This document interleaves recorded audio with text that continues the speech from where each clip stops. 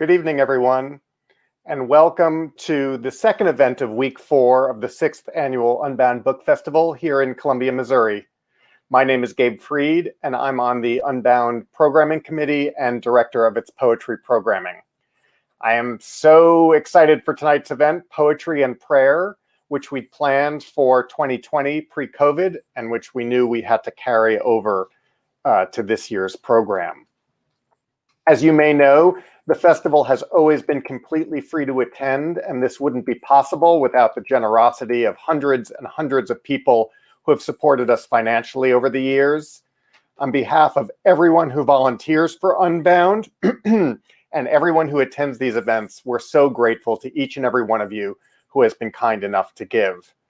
If you'd like to help us out, please go to the website, unboundbookfestival.com, and click on the donate button on the homepage. We're a registered nonprofit and are completely run by volunteers, so everything we receive goes directly into putting on these events. Thank you. Support comes too from the City of Columbia, specifically the Office of Cultural Affairs and the Convention and Visitors Bureau. KBIA and Como Magazine are our media sponsors. A full list of our sponsors and supporters is available on the website. Particular thanks goes to this evening's event sponsor, MU Friends of the Libraries, an association of donors dedicated to developing private support for the libraries at the University of Missouri. I will now give a quick introduction to the glorious group of panelists who, for poetry fans, are like an answered prayer just for being here tonight. Jericho Brown is a shining star of American poetry, the author of 3 acclaimed collections, including Please, the New Testament, and in 2019, The Tradition, an astonishing book that was awarded the Pulitzer Prize in Poetry. He is the recipient of fellowships from the Guggenheim Foundation and the Radcliffe Institute for Advanced Study at Harvard and the National Endowment for the Arts, and he is winner of the Whiting Award. Jericho lives in Atlanta and is director of the creative writing program and a professor at Emory University. Jericho, we are so thrilled to have you here at Unbound this evening. And of course, again, later on in the festival in April with Tracy K. Smith. Welcome. Molly McCulley Brown is the author of the poetry collection, The Virginia State Colony for Epileptics and Feeble-Minded, which the New York Times called beautiful and devastating, and co-author with Susanna Nevison of a second wonderful collection, In the Field Between Us. She is also the author of Places I've Taken My Body, an essential collection of essays about disability, travel, and faith, which came out in the US in 2020 and will come out in the United Kingdom this spring. She currently teaches at Kenyon College, where she is the Kenyon Review Fellow in Poetry. Molly, we are so excited to welcome you back to Unbound. Thank you for being here this evening as well. Thank you. Alicia Jo Rabins is a poet, composer, musician, and Torah teacher. She is the author of 2 collections of poetry, including Divinity School and Fruit Geode, which was a New York Times New and Notable Selection and a finalist for the Jewish Book Award. As a musician and performer, Rabins is the creator and performer of Girls in Trouble, an indie folk song cycle about the complicated lives of biblical women, which is one of my most listened to albums from the first decade of the 21st century, as well as A Kaddish for Bernie Madoff, a chamber rock opera about the intersection of finance and spirituality, which is currently being made into an independent feature film. Alicia, welcome, and thank you for joining us. Thank you so much for having me. Unbound is all about audience interaction, and just because we're not in the same room doesn't mean that that shouldn't continue. Please feel free to post questions for the panelists in the chat box, and we will get them. We will get to them toward the end of the session. And if you need a little encouragement to participate, we'll be giving away a copy of each of Molly, Alicia's, and Jericho's most recent books to one randomly selected audience member who asks a question. Tonight's panel will be moderated by Reverend Molly Hausch-Gordon, minister at the Unitarian Universalist Church of Columbia, who is a lover and I believe writer of poetry herself, as well as an important force for change here in mid-Missouri. Reverend Molly, thank you so much for facilitating, and I will now turn things over to you. Thank you so much for having me. Thank you so much to these amazing poets for joining us tonight. I was so excited when Gabe suggested this panel and had this beautiful idea about speaking to the meeting place of poetry and prayer. So I'm just going to say a few words of introduction to the conversation, and then we'll get right to hearing from our poets. In her book, The Cloud of the Impossible, process theologian and theopoeticist Catherine Keller draws upon the apophatic tradition, which means the theology of unnaming, to encourage us to draw close to God as an impenetrable cloud, a mystery the depths of which we can name and know only by unnaming and unknowing. In this clouded presence, she writes, we encounter infinite possibility and eternal presence, which we can only see like a magic eye poster with gaze half focused, and can only describe with the precise metaphor of poetry. As a Unitarian Universalist minister, I serve a congregation made up of atheists, agnostics, spiritual but not religious folks, and practitioners of liberal Christian, Jewish, Buddhist, mystical Muslim, pagan, and other faith modalities. In such a plural community like I serve, words like God and prayer have almost become too imprecise, too small, or too overburdened by the assumptions of others to function for my people. And so I have found that to pray amid such theological multiplicity, only poetry will suffice. For myself, when I sit down to pray, I find that I am mostly casting my mind and heart into the mystery, endlessly surprised by what I encounter there. And when I imagine the work of a poet, I think of them, of you, our poets, as sitting next to that great and unutterable cloud of mystery that is within and beyond us, and coaxing from that cloud word, rhythm, image, paradox, and structure by which to help us know and understand what is both alien and intimate, vast and specific, spoken and unspeakable.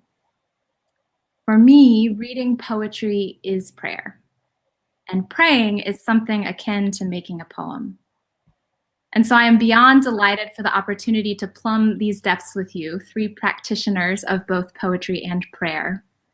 I am certain that you will upend my imaginings as much as you support them, and I am eager to know what poetry and prayer each are for you. So thank you for joining us tonight. I've asked our poets to begin with a reading this evening, but before we do that, I'd like to ask each of you to say just a word about your own faith context so that we know, as you speak of poetry and prayer, what tradition it is from which you are speaking. We decided to go in order of first name alphabetical order, so I'm going to start. I come from the Jewish tradition and inhabit and teach and worship in that tradition. And I think Jericho is getting reconnected after a blip, so I'll go ahead and go and just say that I would describe myself as an eternally conflicted and eternally searching Catholic convert, which feels like the best way to sort of sum it up in a single phrase. Love it. And perhaps once Jericho is reconnected, he can say a word about his tradition before reading a piece. And so we will let that happen behind the scenes and get to the poetry. So in preparation for this evening, I just asked our poets a very simple prompt to bring us one of their poems that evokes something of prayer to them, whether in its final written form or in the process by which they wrote it. And so if each of you would like to share, as Alicia mentioned, we'll go in alphabetical order.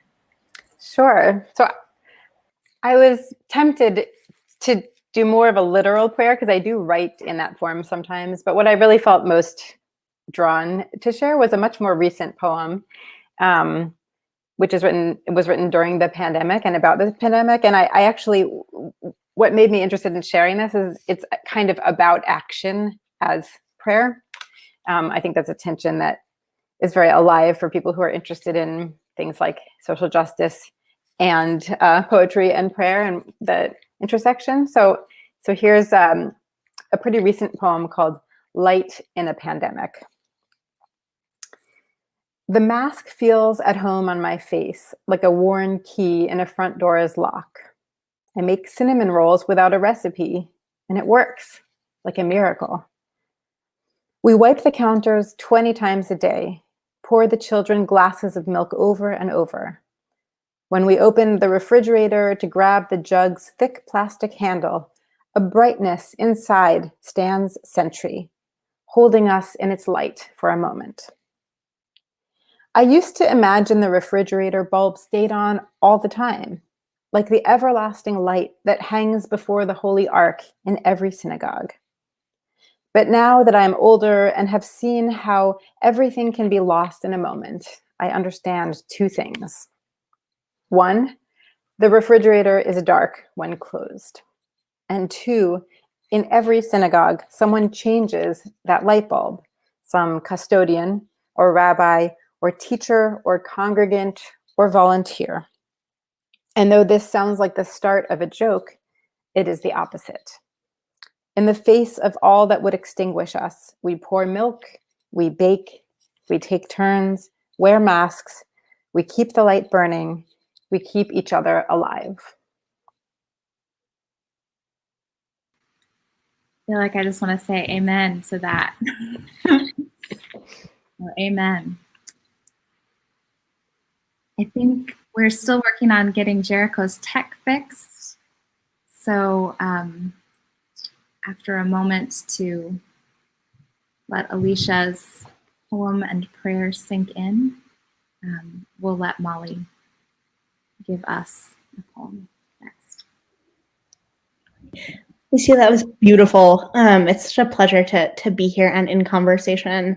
It's my favorite silver lining of this very strange time that we find ourselves in, that we can do these virtual events and come together across the miles. When Molly asked us to think about a poem, I had several that I was kind of turning over in my head.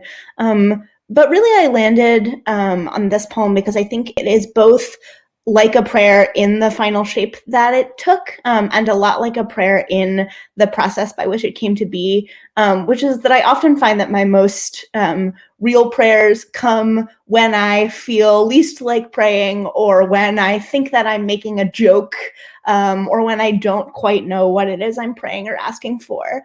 And this poem began as a kind of an inside joke with a friend who is another writer, with whom I was joking about the fact that every time I write a poem, it's just a poem in which the body is something else or something else is the body. And she said, wouldn't it be so funny if you wrote a poem in which God was a part of your body, but like a random part of your body, just like your shoulder?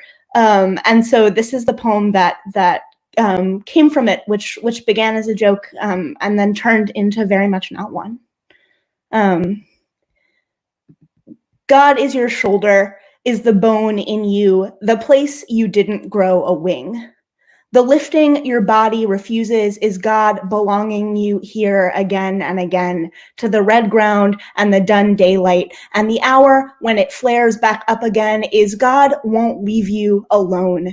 You can't resist your sinew or your skin, your scapula, the shape it takes, it makes you up. And up ahead is God, is your own hand reaching out to break your fall. The way you hear it in your joints is God is a tiny gun. You can't outrun your weight. Is God the waiting for the impact or the thing that breaks? Is God so busy with his muscling he cannot save the house he's made? Thank you. Another amen. Thank you so much for that. I was reminded by the joke with your friend of reading a little snippet on Facebook of a theological friend posting Sally McFaig, who's an eco-theologian, whose main question is, wouldn't it change everything to think of the world as God's body? And yeah, just gorgeousness. Thank you. Okay, so now we've got Jericho back. Wonderful. And can you hear us? Yeah, I can hear you. I'm not sure. Great. I'm not sure what that was, but I don't have understanding of the internet, so I never know what's going on. Some tube somewhere out there was clogged. Trust in God. You know, it really is just like trust. I was telling my friend this earlier today. I was telling my poet friend, Tarfia Fazula, who's Muslim. We were talking about things, and I was telling her that there's a lot that we believe in that we don't understand, like electricity and the internet. So I just had a moment where I had to believe without understanding. Yeah. And now here we are worshiping it. I mean, it does. So I'll read a poem that is like a prayer. And I think it's like a prayer because it does, it makes these promises as if making those commitments or making those promises will also make a return. And I'll say that, you know, there have been days where, you know, when you're in the midst of writing a poem, you're just glad you got something to work on. But there have been days when I see this poem come up, I get a little downhearted because I have this idea that if I see this poem, that means something awful has happened. And I'll finally say, probably the nicest, though it's too bad it was so nice, but one of the nicest things that I ever heard about this poem was from the poet whose work I love, Tyehimba Jess. He said the poem is like something that people, there are certain people who need this poem, and all of those people should just keep it in their wallets just in case, which I thought was nice. Bullet points. I will not shoot myself in the head, and I will not shoot myself in the back, and I will not hang myself with a trash bag. And if I do, I promise you, I will not do it in a police car while handcuffed, or in the jail cell of a town I only know the name of because I have to drive through it to get home.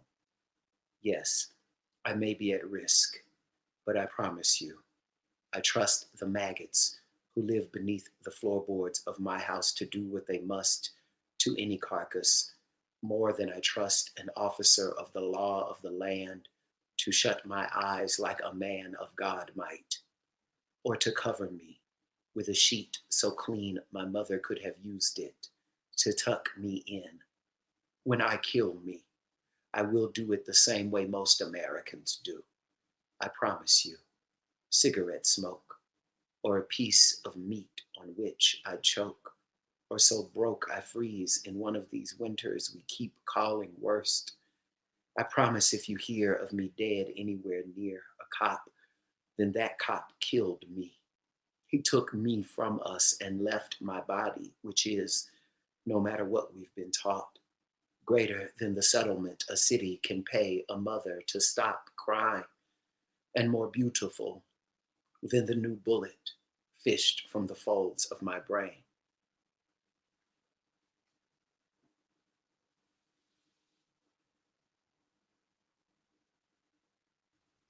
Okay. Thank you. Amen. Thank you. When earlier somebody mentioned Reverend Miley, and I was like, Molly McCullen Brown is a preacher now. Anyway, I'm always happy to be with Molly McCully Brown because I love her poem so much, and it's really nice to meet you too, Alicia Joe, and the real Reverend Molly. Another Molly out there in the world. This one is reverending. Reverending, yes. Yeah. Thank you all so much for that beautiful way into this conversation to start with poetry as prayer. one of the things I was thinking about in preparation for this conversation is that prayer is as many things as there are people praying and moments of prayer. And that maybe it would be good to be specific and choose our words about what it is we're doing when we pray. And I asked this question years ago to some members of my congregation who are all doing very different things when they pray, who are opening to possibility, who are laying down their burdens, holding each other in light, lying in the lap of God, communing with life force, strengthening the muscle of their hearts, converting fear to love, confessing, casting a spell, remembering what is sacred. And I wondered if you might each share a thought about what it is you are doing when you pray.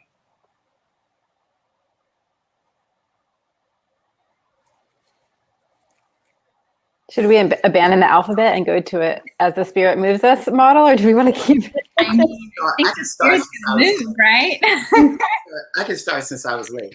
I don't mind going first. I think when I think about, so there are two things that I think about. The first is having a conversation with my higher self, which is what I think of as writing poetry. And I also feel like I see evidence of that in the poets that I love, or the poets that are most known to us. You know, Whitman's poems are so much better than Whitman. You know, Stevens's poems are so much better than Stevens. Do you know what I'm saying? Robert Frost. I mean, it's sort of obvious. You know, it's sort of obvious that Ezra Pound's poems are better than Ezra Pound. You know what I mean? Maybe, you know, and that's the case for Eliot as well. And so I always feel like writing has to do with sort of tapping into and getting to know. You know, sometimes we don't talk often enough, which means I'm not writing enough. Getting to know the better me, you know, that is the guy who actually writes my poems. So that's sort of the first thing. And then the second thing really just has to do with what happens when I'm writing my poems, and what I think has a lot to do with prayer. You mentioned, Reverend Molly, you mentioned casting a spell. And I think a lot of what we do, different poets write differently, but I think a lot of us are still, you know, just saying a line over and over again in front of a piece of paper or in front of a computer. Mm-hmm. And then when we get another line, we say that one over and over again. And it's not like we're saying it a lot. I mean, it's literal chanting, you know what I mean? And trying through the chant, through the sound, and through the instrument of our voice, through our throats, you know, through this to bring forth a world in the fact of the poem. And that, which is what prayer is about. It's about creation. You know, if we are to believe that we're built in the image of God, then we believe our words have the same. But, you know, God said there was light, and suddenly there was light, right? So then I too have the power to build worlds as God did, if that is true. So yeah, that's what I think of. I can follow up on that. Hearing Jericho talk both about the kind of inherently incantatory nature of writing a poem, and about this sort of bone deep hope and faith that our poems are better than we are, or are a sort of moment with our strongest selves, really resonates with me. And I think when I think both about coming to the page to write a poem, and when I think about prayer, I think about willing myself toward a kind of stillness where I can listen before I insist upon something. I think one of the things that has to happen both for me when I pray and when I sit down to write a poem is that I have to be less certain that I'm exactly sure what it is that I know or want to say. And the best poem and the truest prayer comes when I'm able first to still myself and still my heart and still my resistance and my rage and my anxiety and even sometimes my joy and whatever it is I think I feel, to do and to make the true thing, whether that thing is a poem or a prayer or some strange combination of the two, as they so often are. Oh, I love listening to both of you speak so much, all three of you. I think a lot about something I learned a few years ago, which is that the first attributable piece of writing that we have, so the first piece of writing that we have from human history that we know the name of the author, is a hymn to the goddess Inanna by a Sumerian priestess named Enheduanna. And I love it. I love that it's by a woman in the ancient Near East, and I love that it's a prayer. And I think often about the way that we as a society like to separate things out into silos, like this is spiritual practice, and this is art practice, and this is medical practice, and this is woo-woo, or whatever. But like, I think that underneath all of those, and those divisions are very helpful. Like, I don't want a hand surgeon working on me who is not trained in hand surgery or whatever. But I think at the same time, I also don't want a hand surgeon who's not a healer, right? So underneath it all, I think that it's the same motion in poetry and in prayer. And it's useful to separate them sometimes, but it's also useful for me to kind of rewind a few thousand years and remember that they're the same motion. And I also what popped into my mind when you spoke, Reverend Molly, was also this concept in Jewish practice of the keva and kavanah. So keva is fixed structure and kavanah is intention. And it comes up a lot with prayer because you're supposed to recite certain prayers at certain times, but that raises the question of like, what if you're thinking about Cheerios, while you're reciting those prayers? And so the tension between showing up to the structures, whether they're, poetic or prayers, and kind of doing the practice when you don't always necessarily feel like it, like doing the work and bringing yourself to it and strengthening those muscles, the tension between that side of things and just that pure outpouring of like the absolute privilege of getting to touch kind of like the higher self, as Jericho said, or the deepest inner self, and whatever it is inside us that is sort of most pure and most wise and kind of unsullied by the world and all its demands.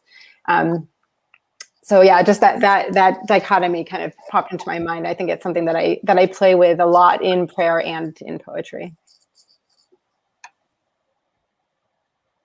Thank you all for that richness. I feel like there's so many directions I want to take off in.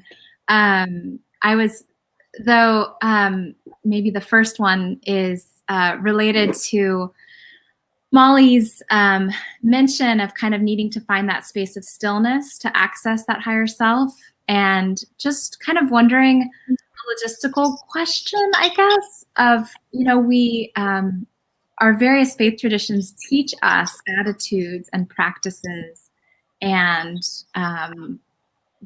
ways into this state that we want to access as spiritual beings.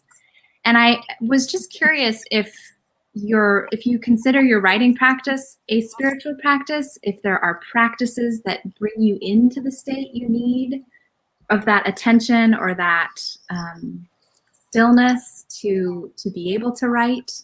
How do you get there? And are there relationships between spiritual and writing practice? Is it just all the same thing?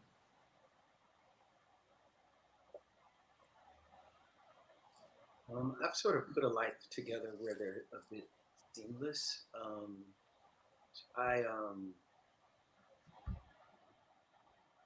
It depends on I'm interested for myself in having this connection between my mind and body. And I have this idea that if these two things are connected, then my soul is in a position to be fed. So when I get up, the first thing I do is eat because I don't want to be hungry. And then right after I eat, I pray. and I sort of pray as a way. Well, actually, before I pray, I should say I'll read something, but I'll read something that isn't poetry. Like I'll read something that's quite literally some sort of spiritual text. Maybe something Michael Bernard Beckwith wrote, or it could be from the Bible, but probably not. Like, it could even be like Marianne Williamson. Do you know what I mean? And not for long, but enough. Maybe I'll get it. I'll read until I'll get to something, which usually takes about a page or a page and a half of whatever I'm reading, till I get to something that's like, oh, that I have a feeling about, and then I'll pray. And then right after that, I start writing and or reading, depending on what's going on, at what stage I am closest to a book. For me, writing has often meant going after old lines that haven't worked in the past. So it's not when I say writing, it's not like I start writing from scratch all the time. It's just that I use the time after I eat to pray, and then right after praying, I can do the thing that's most important to me, or that helps me understand the world and survive, and that these things go together. And then I know 2 hours has passed because I'm hungry again. So the thing about the body that I didn't mention is that before I eat that first meal, I probably did something between like 80 to 100 burpees. Or if I don't do that, then right after that second meal, then I do something. Like I'll go in my front. I mean, I used to go to the gym, but I'm like a scary cat. So I'll go to like and I live in Atlanta, Georgia, where, anyway, we do not care about COVID in Georgia, honey. I might care, but we don't. I'll do something physical, sort of to get out of my head. So it's sort of like almost it's like I try to get into my head, and then I gotta pull myself back out so I can be a part of the world. And so I go, and hopefully I can do stuff outside, although since it's gotten colder, I have to do stuff in the basement. So that's what praying is like for me, or what a day is like.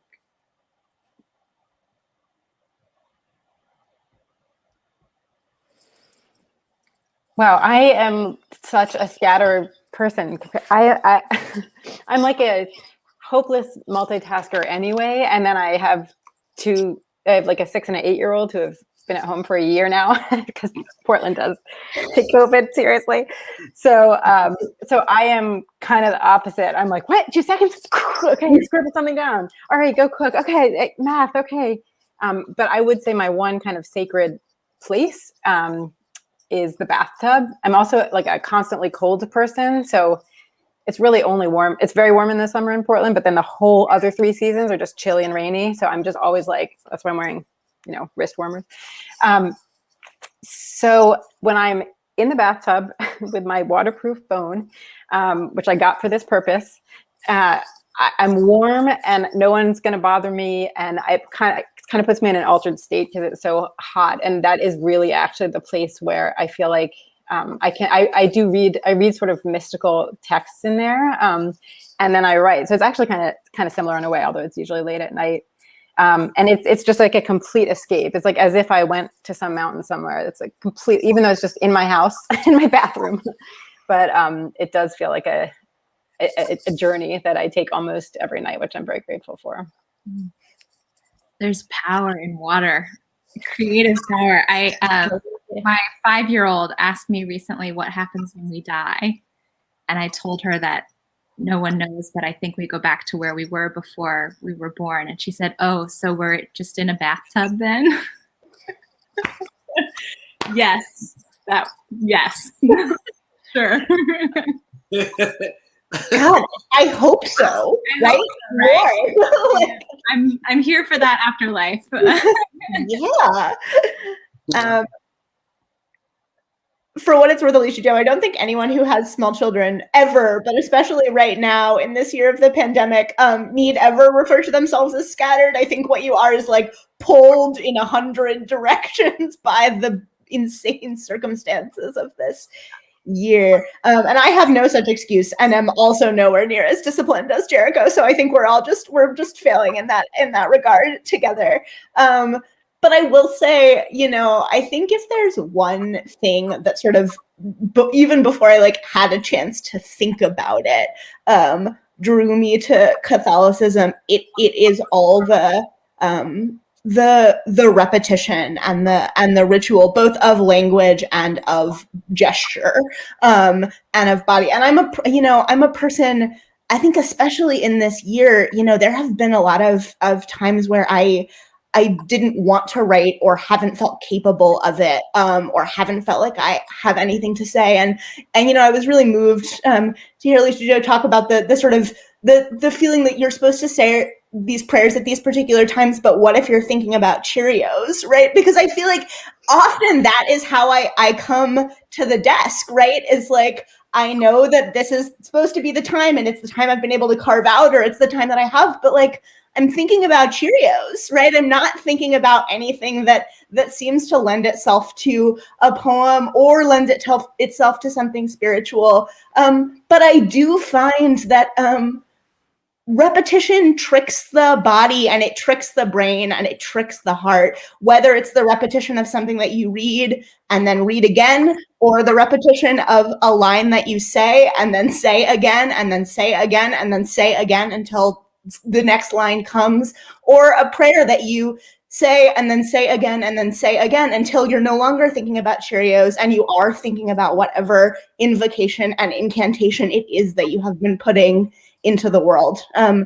So in this year, maybe more than any other, I think both my artistic and my spiritual practice are about saying it again until I hear myself, saying it again until I believe it, saying it again until I know what to say next. Yes. I love that. One of the ways I'm relating to this idea of the line that repeats, that's kind of this repetitiousness that is part of spiritual practice, and then that Jericho named earlier, is my way into relating to that from my world is that a lot of preachers talk about how they just are preaching the same sermon every Sunday. It's just the same sermon again. And maybe that's not true like over a lifetime, but that there are seasons where we're just circling around this question or this need or this line or whatever the case may be. And so I wanted to ask you all if there is a theological question or spiritual quandary or line that you are circling in your work right now that you'd be able to share about with us.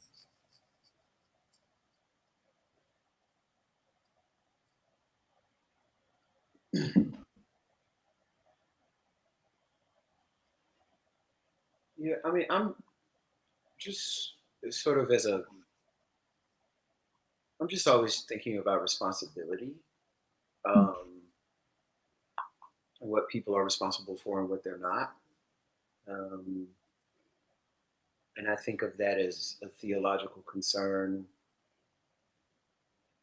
You know, just as a believer, I'm always concerned that that you can go too far right in the expectation that people. There's a thing where we have to take care of one another, and there's also a thing where you take care of yourself. Mm-hmm. Do you know what I mean? And so for me, there's always a line about where that begins and where that ends. And I think most of my questions are about God, and maybe some of my questions about what I say in my poems swirls around that line. You know, when I'm writing my poems, I'm not really, this will sound crazy, but it's true. I'm not really thinking about what I say. I mean, I start thinking about it in revision because I want to make a unified whole thing out of a poem. But even then, I'm sort of thinking about it as the voice of the poem as opposed to, oh, Jericho Brown said this. Once a poem is done, I do another thing. I sort of look back on it and I'm like, wait, I said that? So do I think that? And if so, should I be living like that? Should I begin to to change the way I live based on this thing I said that I did not expect to say, which is how you know you're writing a poem, because you say things you don't expect to say. But keep telling my students this, every week, like, you already knew that. You know what I mean? So I'm sort of training myself to say what I didn't expect to say, but then also surprised. I mean, in real life, surprised that I said it. So I think that's always the question for me. And I think somehow it's not just that question intersects with that which is theological, but it also intersects with that which is political. Right now, I go to a Science of Mind church here in Atlanta, Spiritual Living Center of Atlanta, and for Science of Mind and for all sort of folks who are into that sort of new agey belief. A lot really is about your responsibility, like what you create for your own life. But then I'm also always tempering that with the fact that there are folks who don't have the means for creation or even know the options or the possibilities. There are children who are undergoing all kinds of evil.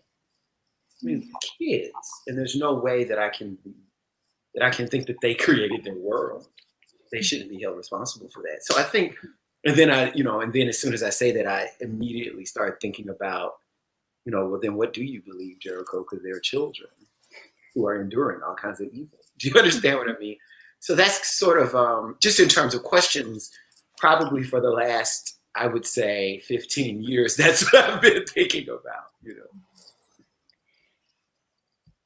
Yeah, hearing Jericho talk about that, and particularly talk about sort of thinking about children in this world, and maybe particularly at this moment in time, I'm having one of those years, and I think it happens to a lot of people at a certain point where I think that literally everyone I know is currently having a baby, or just had a baby, or is about to have a baby. My sister had her second little boy. My best friend just had a daughter who's my goddaughter, and it's just one of those moments in which I feel like there are all of these children coming into the world, and obviously this feels like a very fraught moment for there to be children coming into the world, which is maybe an absurd thing to say because every moment is a very fraught moment for children to be coming into the world. But I think that the pandemic, there's something that highlights it, or sort of turns up the urgency on those questions.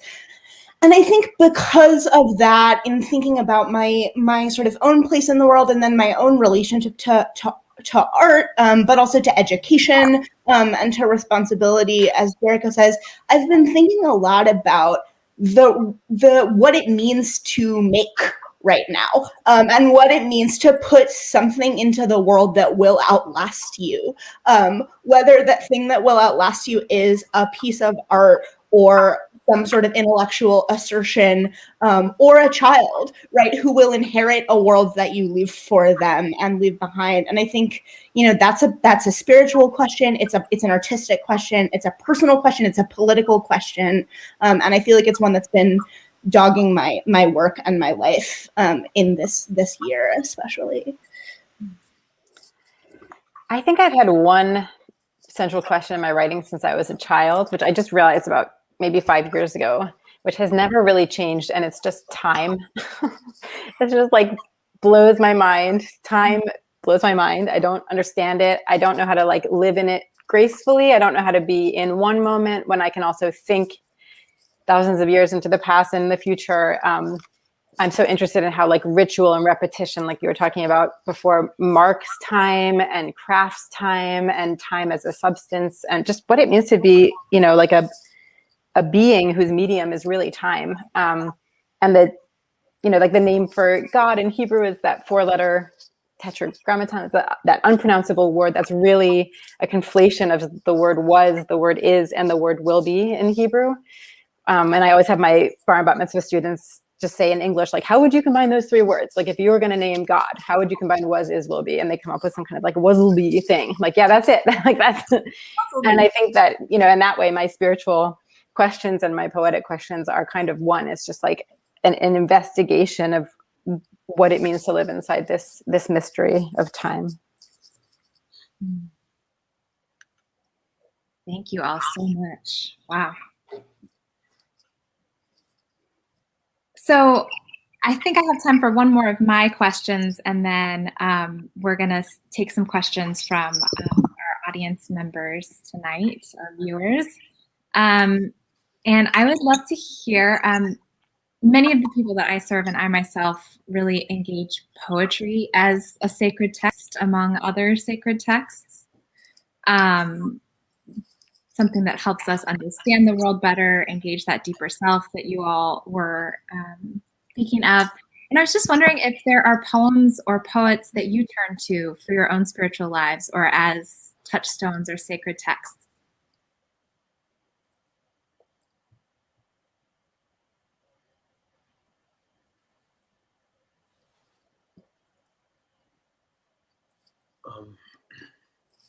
I feel that way about Lucille Clifton.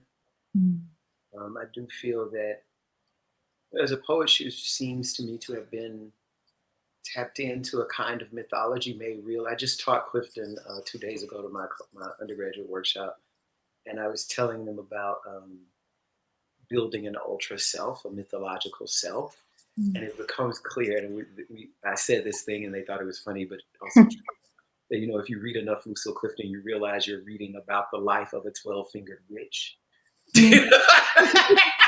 Just so interesting, because I met Lucille Clifton and she didn't have 12 fingers, even all particularly witchy, I guess. But you know, in the book, she sort of gives us herself as a 12-fingered witch, a 12-fingered witch. And so I think that figure that she builds for us in those books is always tapped into voices. I mean, literal voices that she heard as a person, but that she gives to us in her books. And I think something about knowing that speaker, that real poet, but also that speaker has been built for me to better understand hearing these otherworldly voices. There's something about that that's also always felt edifying, actually, for me. And I have this feeling that if Clifton had that experience, then I too, and all the poets I know, whether we identified in the same way, we're all having that experience. So I would definitely say that about Clifton. Thank you.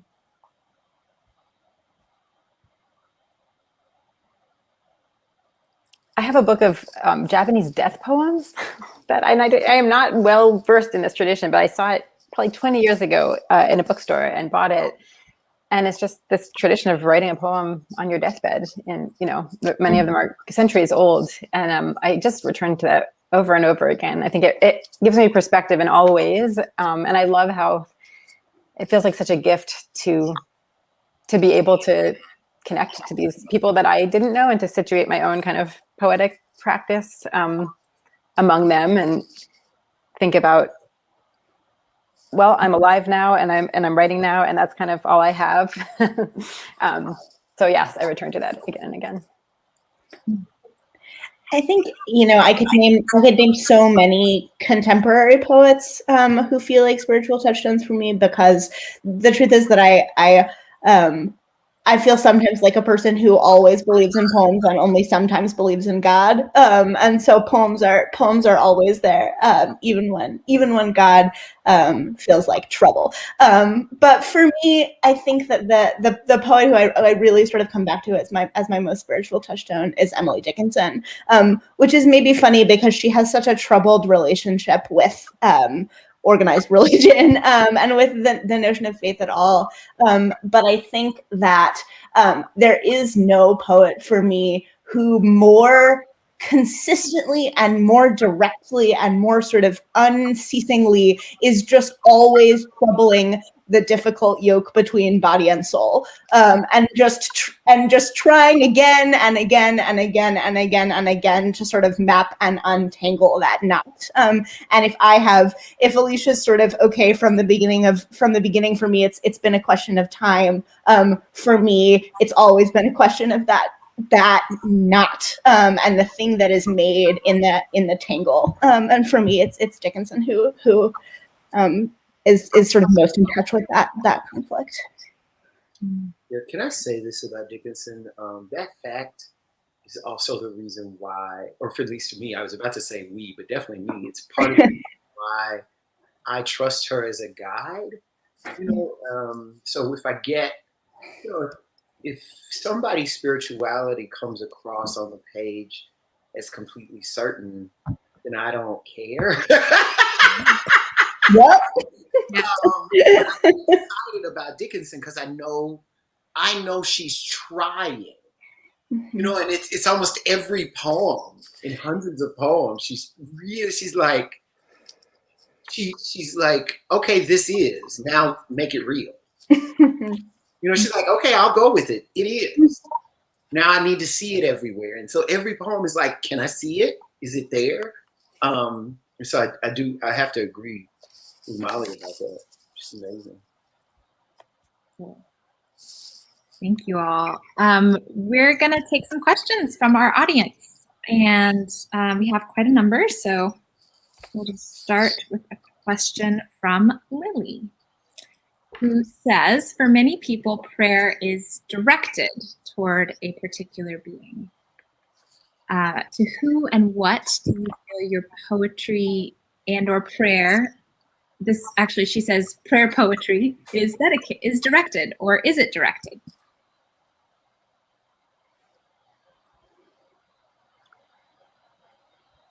I once heard someone answer that question. It was probably about a year ago, and they said, oh, I write for myself. Like I'm my audience. And I was like, you're allowed to say that? So ever since then, because it just immediately rang true. I thought I hadn't even considered saying that, but I do think that in the sense that if you go deep enough, there's some kind of infinite part that hopefully connects to everyone. I think both in prayer and in poetry, that is my experience of going so deeply inside that it transcends, the limitations of just me.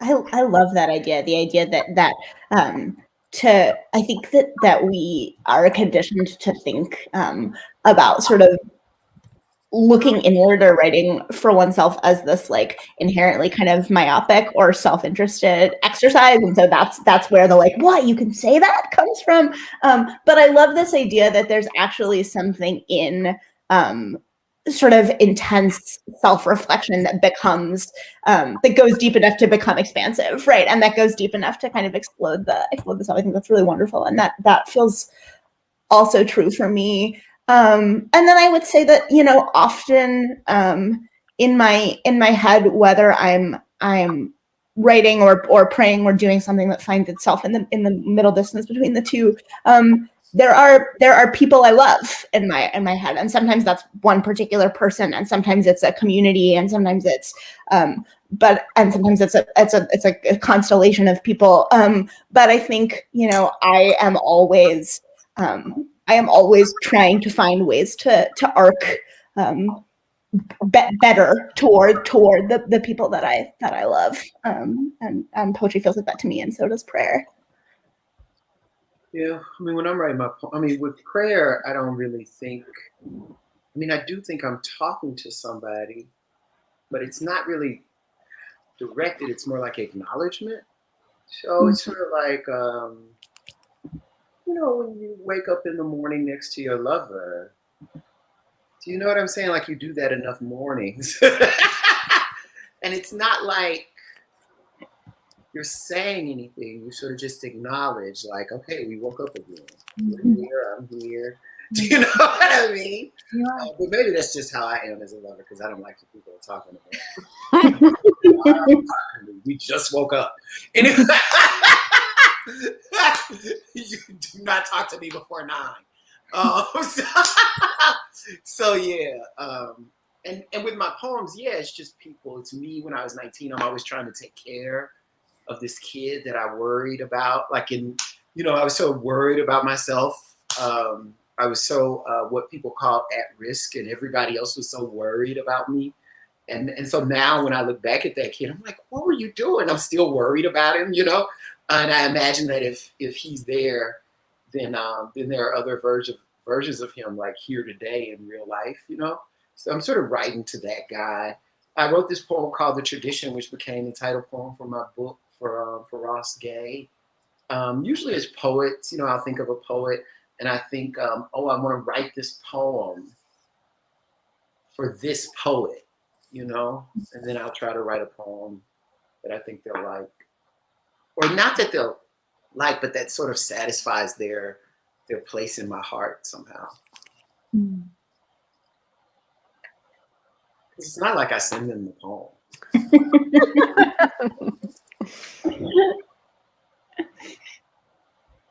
Here is a good mystical question.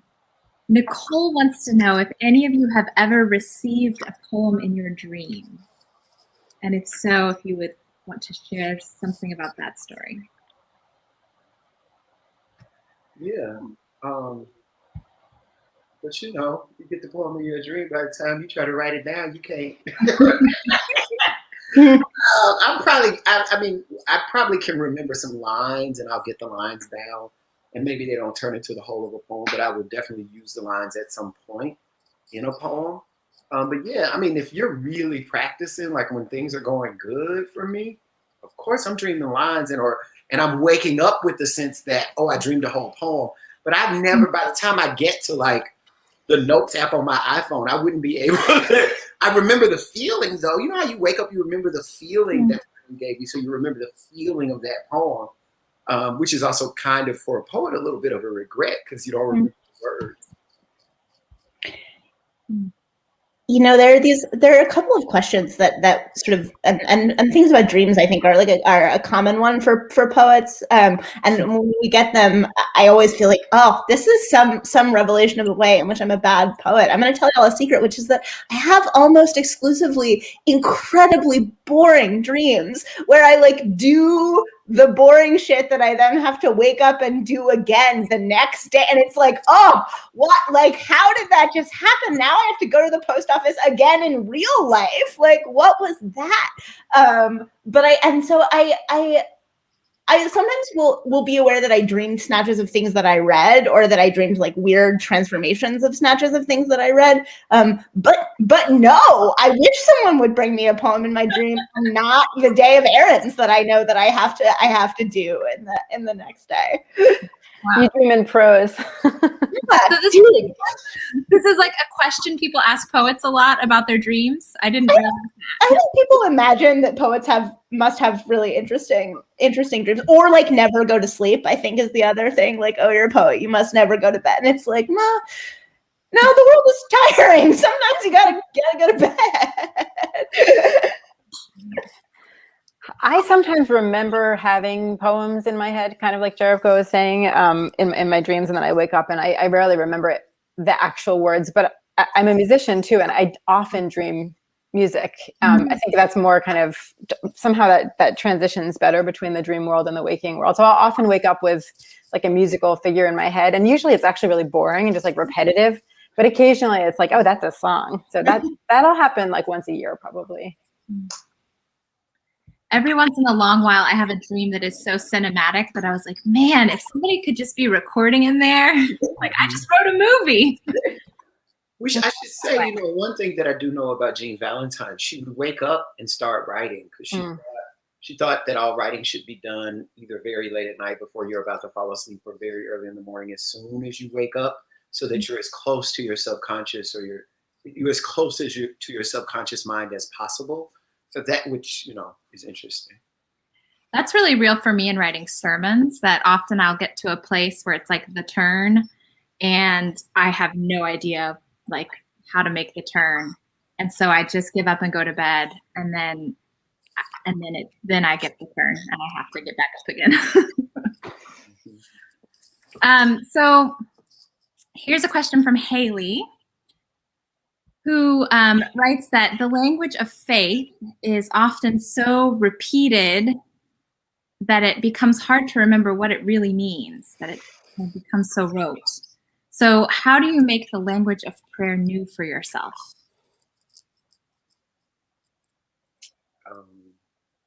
I think that's just sort of built into what I'm always trying to do, because in order for me to pray, I can't say a negative thing.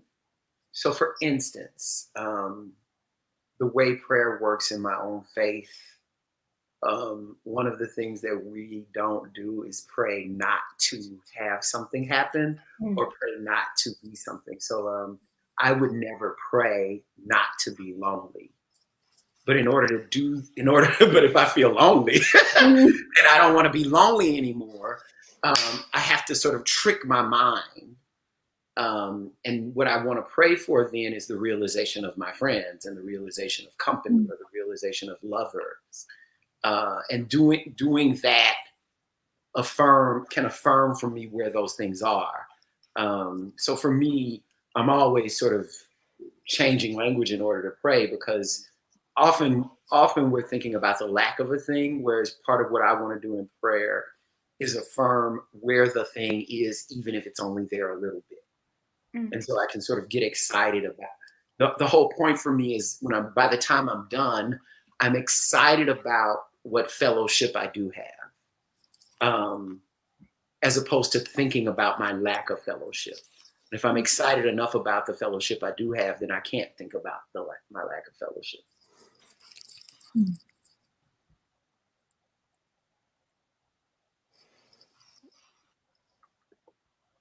You know, this is a place that I would say I feel like poetry is really helpful for me, or sort of being a poet is really helpful for me, because I think that one of the things that encountering a great poem can do is it makes the familiar strange, right? And it makes the quotidian new again, and it makes something transformative out of the language you've already heard, right?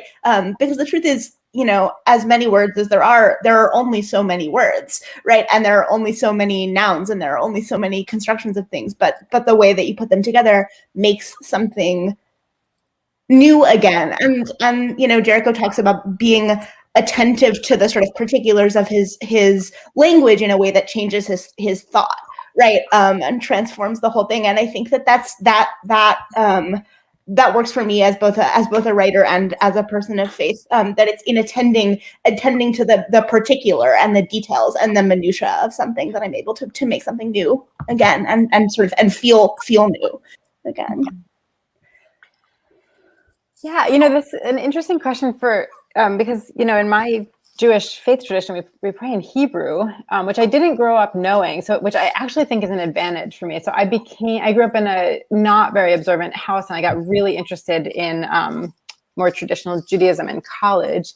And then I went to Jerusalem and really immersed myself for 2 years. And so on the other end of that, you know, for me, learning to pray was also learning Hebrew and learning these ancient prayers, which will never not be kind of like magical incantations to me. I mean, even the simple ones, like they're so old, and there's like prayers for rain, you know, they're not written for like contemporary America. There's some kind of newer ones, but really it's like this 2,000-year-old prayer tradition. And so for me, actually, it is liberating, because there's something transcendent in that, where it's, you know, it's kind of like a structure that can hold many different ways of living, and many different times, and times of my life, and just times of Jewish people existing on different continents throughout different times. So I think it's a really different relationship to language, and it's definitely one that I really appreciate. Yeah. I'm scanning through. We're getting so many questions.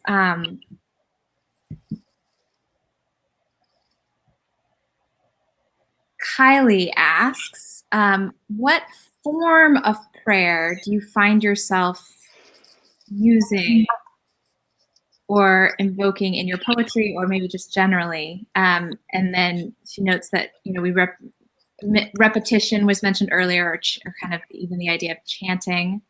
Of course, there's so many different forms of prayer: invocation, intercession, praise, blessing, benediction, confession. Are there forms that you find yourself using the most often?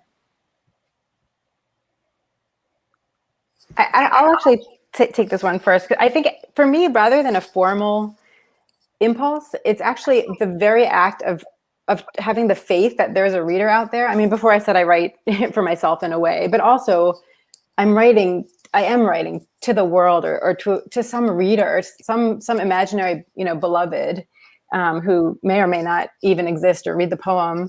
And to me, that feels like the same move of kind of radical faith as praying to God. Like I'm not someone who is like, yes, God exists. It's this thing, and that's how I talk to it. It's like this mystery that I just kind of, approach in the deep end. Kind of throw myself into the deep end and see what happens. And that to me that's prayer, and that's also writing a poem, whether or not it's technically in a prayer form. It feels like the same motion to me.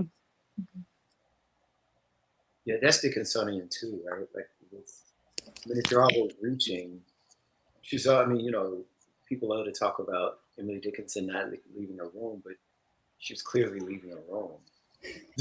She's like every day reaching out, which is what language does, one way or the other. Whether or not anybody else is in the room. Do you know what I mean? Like when you're in the shower and you're singing, you're reaching out. Do you know what I'm saying? And so poetry is sort of, you might not be perfecting that reaching, right? But when you're writing a poem, you're sort of perfecting your reaching out. And that's what turns that reaching into art. Yeah, I love that notion, and I love to at least your phrase, approaching a mystery, which I feel like is absolutely the thing that I feel like I'm doing as a writer or as a person who prays, and I think there are a variety of ways to approach that mystery, right? Sometimes we do it apprehensively, and sometimes we do it at great speed, and sometimes I think it's that happens in a variety of ways. In terms of I don't know that I can say like, yes, this is a form of prayer that shows up in my poems really frequently or feels really useful, but I can say that I am someone who just, and I feel like I've harped on this, but who just finds a great deal that is transcendent in litany, and so that's I think if there is a sort of formal device I come back to, or a sort of grounding device I come back to in poetry and prayer, it's litany, and it's the catalog and the incantatory and sort of incarnate power of the list and of listing a thing. Christopher Smart is like the best at yeah. Here's a question from Cam, who learned of Molly's poetry through Unbound Book Festival and felt like they found their way into people and poets who were their people, and asks, are there ways that poetry has been a way into communion or community with your people?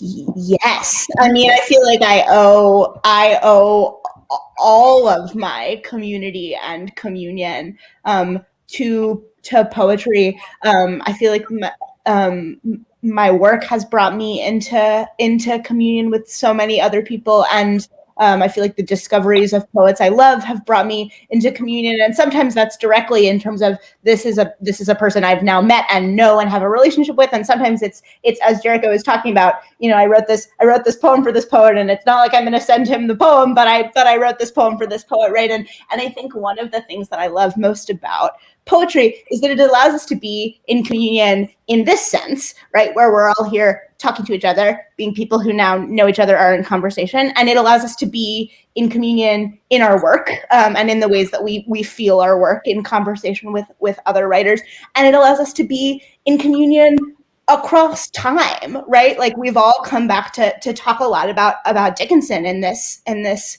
conversation, and the person is gone from us now, but the work and the thing she made persists. And so I think poetry brings me into communion in all those ways. It's given me some of my dearest friends, and it's given me some of my most profound conversations across time and history. And yeah.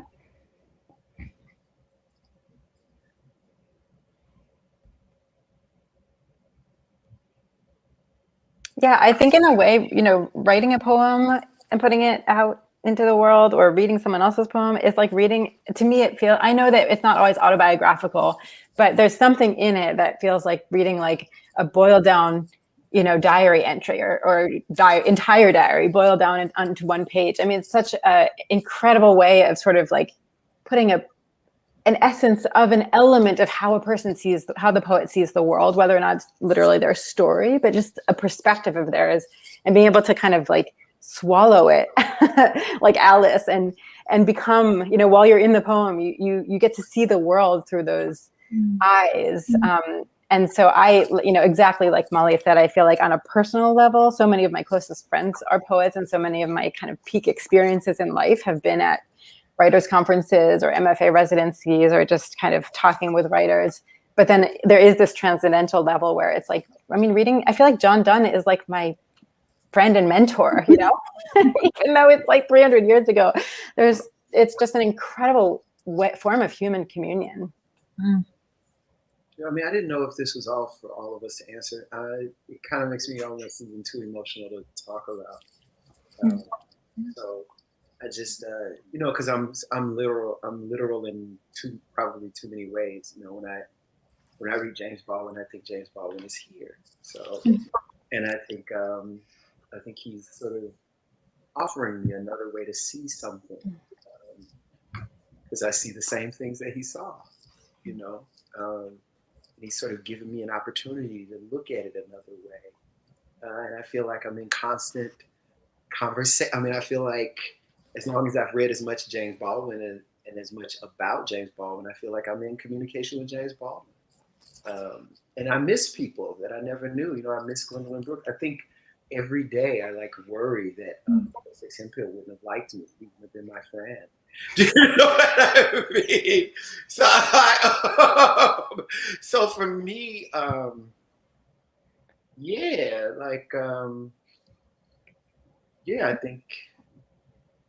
think it's everything. I think poetry community is I get really, I just think it's everything. I think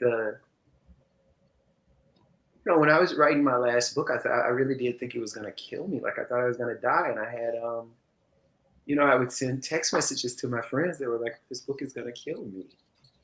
To which they, because they were my friends, they would be like, yeah, but you'll be glad you got a book. Love that. You know what I'm saying? And there's only poetry can do that, So yeah, I would call my friend Michael Shoemaker at like 4 a.m. Like, can you read a poem for me? And he would say, yeah, I read a poem for you. You know what I mean? If I was a cellist, I couldn't play anything for him at 4 a.m. I can't like bring him my sculpture like before. You know what I mean? Like, it just it's the greatest gift. Yeah, it's the greatest gift. Absolutely. And so there we reach close to the end of our time with a prayer of thanksgiving for the communion of poetry and for all that we learn and gain. And all that we have learned and gained from you all in this conversation. Thank you so much for engaging these questions so deeply. My apologies for the guests in the audience whose questions weren't passed along. There were so many wonderful questions rolling in, so thank you for engaging. I hope one of you wins those books that Kate mentioned. But I'm just so moved and grateful to you all for drawing these beautiful lines between these beautiful acts and things that we love. So thank you. I also want to thank everyone, our extraordinary panelists and moderator for giving me, and I suspect others, exactly what we needed to listen to at this moment. I'm so glad that we all persevered and after 2020's cancellation and gathered together this evening. The winner of tonight's audience question asker raffle is Lisa Adams Lloyd. Lisa, if you would email your contact info to mail@unboundbookfestival.com, we will make sure that you receive your trio of books. And again, thanks to this evening's sponsor, MU Friends of the Libraries. Unbound will resume next Tuesday with a panel entitled How to Write Suspenseful Fiction with Michael Cardos. So we're going in another direction on Tuesday. And we hope to see you there. Have a good evening, everyone.